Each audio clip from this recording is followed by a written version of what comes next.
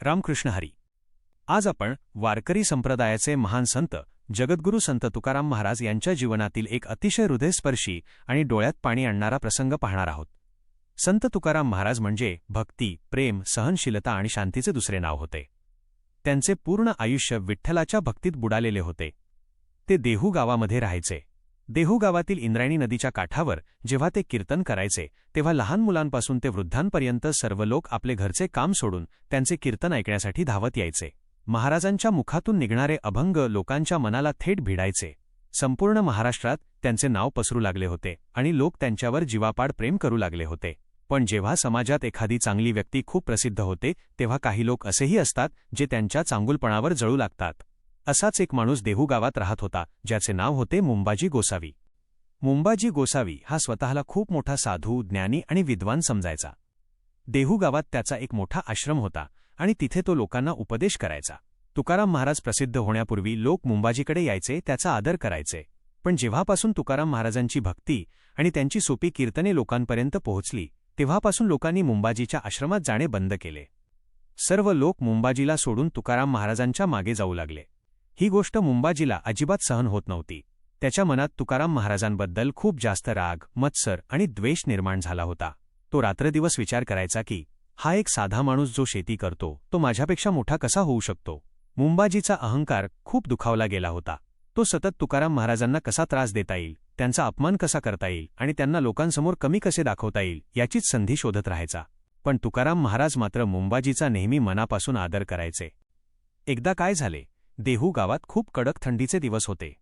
सकाळची वेळ होती. सर्वत्र दाट धुकं पसरले होते आणि गार वारा सुटला होता. मुंबाजी आपल्या आश्रमात अंघोळ करण्यासाठी पाणी तापवत बसला होता. त्याने एका मोठ्या भांड्यात पाणी उकळायला ठेवले होते. ते पाणी खूप वेळ शेगडीवर राहिल्यामुळे खूप जास्त गरम झाले होते, अगदी उकळत होते आणि त्यातून मोठ्या वाफा निघत होत्या. मुंबाजी तिथेच बसून रागाने तुकाराम महाराजांबद्दल काहीतरी वाईट विचार करत होता.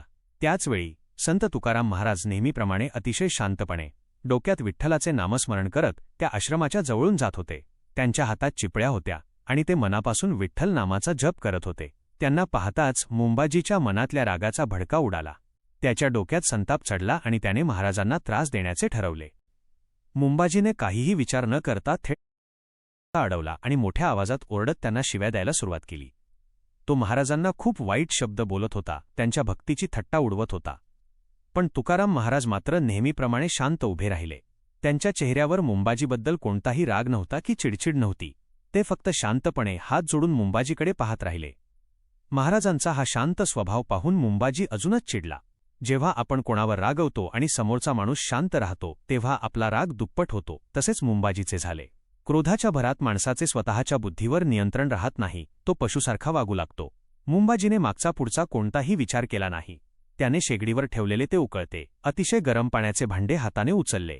ते पाणी इतके गरम होते की त्याची एखादी थेंब जरी अंगावर पडली तरी त्वचा जळून जाईल. पण मुंबाजीने ते संपूर्ण उकळते पाणी थेट संत तुकाराम महाराजांच्या अंगावर ओतले. ते उकळते पाणी अंगावर पडताच संत तुकाराम महाराजांच्या शरीराची आग होऊ लागली. त्यांची त्वचा जागीच लाल पडली आणि अंगावर मोठे फोड येऊ लागले. पण याही भयानक परिस्थितीत एक अलौकिक चमत्कार घडला. तुकाराम महाराज अजिबात ओरडले नाहीत. त्यांनी मुंबाजीवर हात उचलला नाही की त्याला कोणताही शाप दिला नाही. शरीराची प्रचंड आग होत असतानाही ते अत्यंत शांतपणे त्याच ठिकाणी जमिनीवर बसून राहिले. त्यांनी आपले डोळे मिटले आणि अत्यंत संथ मधुर आवाजात विठ्ठलाचे नाव घेऊ लागले. त्यांच्या ओठांवरून फक्त विठ्ठल विठ्ठल जय हरी विठ्ठल हाच शब्द निघत होता. ते मनात विठ्ठलाला म्हणत होते की देवा, या मुंबाजी बाबांना क्षमा कर, त्यांना माहीत नाही ते काय करत आहेत. महाराजांना अशा प्रकारे शांत बसलेले पाहून मुंबाजी स्वतः खूप घाबरला. त्याला वाटले होते की तुकाराम महाराज ओरडतील, भांडतील किंवा गावातील लोकांना गोळा करतील. पण इथे तर पूर्णपणे उलटे झाले होते. महाराजांची ही सहनशीलता पाहून मुंबाजीच्या मनात एक विचित्र भीती निर्माण झाली. काही वेळाने तुकाराम महाराजांनी आपले डोळे उघडले. त्यांच्या पूर्ण शरीरावर पाण्याचे मोठे मोठे फोड आले होते. त्यांना असह्य वेदना होत होत्या. तरीही त्यांनी मुंबाजीकडे पाहिले आणि त्यांच्या चेहऱ्यावर एक गोड, प्रेमळ हसू होते. त्यांनी मुंबाजीसमोर हात जोडले. महाराज अत्यंत नम्रपणे म्हणाले, मुंबाजी बाबा, तुमचे खूप खूप आभार. आज सकाळी खूप जास्त थंडी वाजत होती आणि माझे शरीर गारठून गेले होते. मला अंघोळीसाठी गरम पाण्याची खूप गरज होती. तुम्ही माझ्यावर खूप मोठी कृपा केली आणि मला हे गरम पाणी दिले. यामुळे माझे शरीर अगदी स्वच्छ आणि शुद्ध झाले. तुमचे हे उपकार मी कधीच विसरणार नाही. महाराजांचे हे शब्द ऐकून मुंबाजीच्या पायाखालची जमीनच सरकली.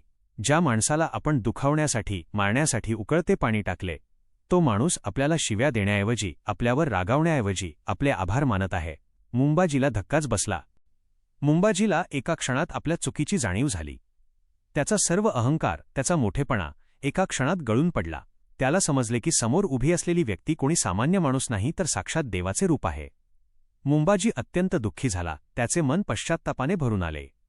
तो धावत गेला आणि थेट संत तुकाराम महाराजांच्या चरणावर पडला. त्याच्या डोळ्यातून घळाघळा अश्रू वाहू लागले. तो रडत रडत म्हणाला, महाराज, मला माफ करा. मी खूप मोठे पाप केले आहे. मत्सराच्या पोटी मी तुमच्यासारख्या पवित्र संताच्या अंगावर उकळते पाणी टाकले. मी नरकात जाण्याच्या लायकीचा आहे. मला देव कधीच माफ करणार नाही. कृपया मला क्षमा करा महाराज, मला वाचवा. तुकाराम महाराजांनी मुंबाजीला प्रेमाने उठवले. स्वतःच्या हाताने त्यांचे अश्रू पुसले आणि त्यांना जवळ केले. महाराज म्हणाले, बाबा, मनात कोणाबद्दलही राग किंवा द्वेष ठेवू नका. राग हा माणसाचा सर्वात मोठा शत्रू आहे. तो माणसाला नष्ट करतो. जे काही झाले ते विठ्ठलाच्या इच्छेने झाले, त्यामुळे तुम्ही स्वतःला दोष देऊ नका. आता तुम्ही तुमचे मन शुद्ध करा आणि फक्त विठ्ठलाचे भजन करा.